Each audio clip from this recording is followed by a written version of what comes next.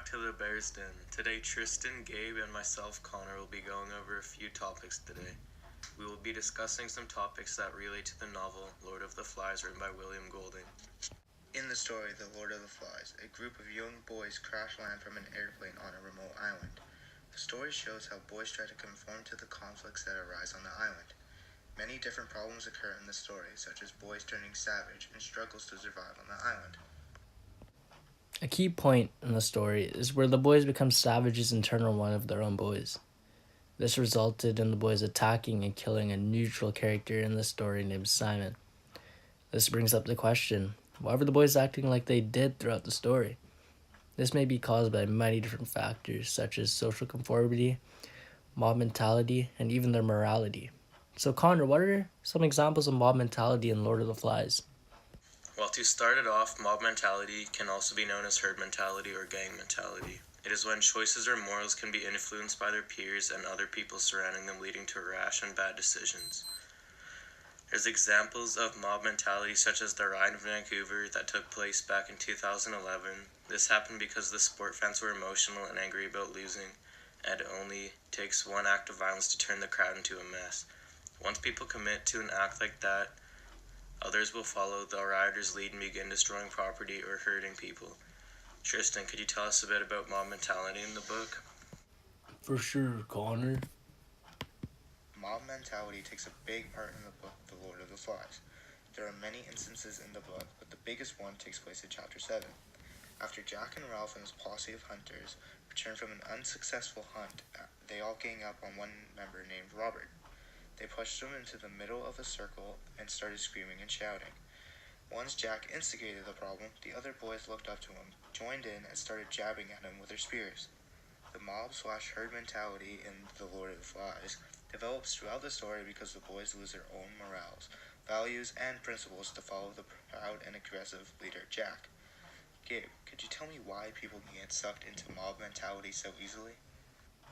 The reason that they may get drawn into mob mentality so easy is because they're stranded on an island, and following what majority of the group does is what's easiest. So with having mob mentality in the book, there must be other factors and reasons for their behavior throughout the story. I'm sure one other crucial role in the story is social conformity, and I know that Tristan has quite a bit to say about it. So, Tristan, how does social conformity fit into this novel? Seeing that the groups could be controlling individuals more than the individuals controlling the groups themselves, this contributes to the leadership and group roles in the novel. An example can be that Ralph wasn't that interested into hunting until he went out with the hunters. When he went hunting, he believed that they were pointless, thinking that they did this to please themselves. But in the end, he pleased himself. As he hit the pig, his beliefs changed in hunting and also made him fit in with the hunters. Okay, Connor, what's another example from the novel?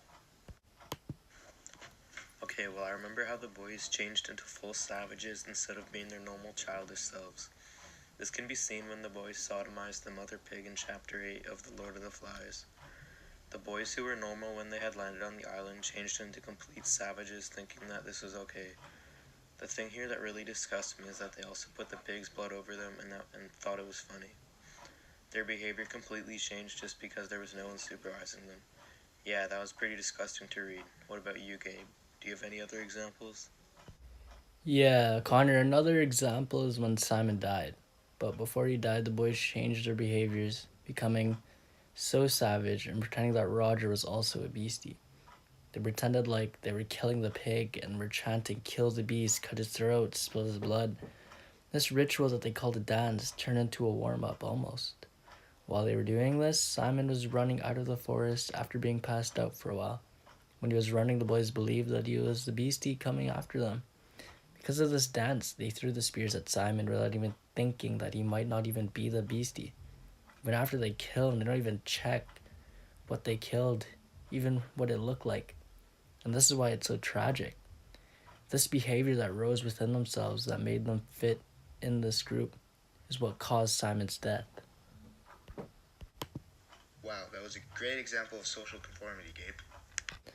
Thanks, Tristan. But also, morality plays a big role as well. In this novel, it's clear the kids' morals change the longer they stay on this island. Don't you think, Connor?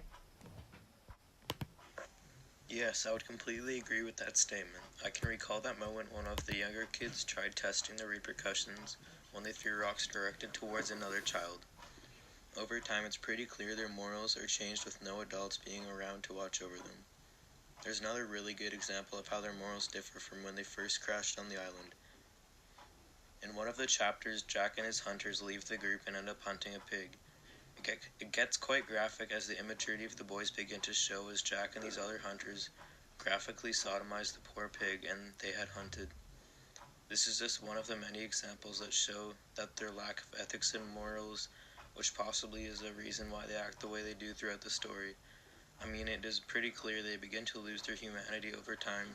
Just being stranded for months on an island takes a lot out of you, and I bet these boys aren't fully aware of what their actions are. That's a really good point, Connor. I remember hearing that children from the age of 2 to 5 start to show morally based decisions. Also, especially in young children, they start to behave morally to avoid punishment. And that seems to change the more you read in the story, as there really is no authority to fear other than the leaders amongst the boys. But even then, there isn't much for the boys to fear. That also explains why psychologically they behave the way they do. It makes a lot of sense. It explains why Piggy is bullied by Jack, how they went about hunting their first pig, and over time their transition into savagery and their decisions begin to change with their slow loss of humanity, don't you think?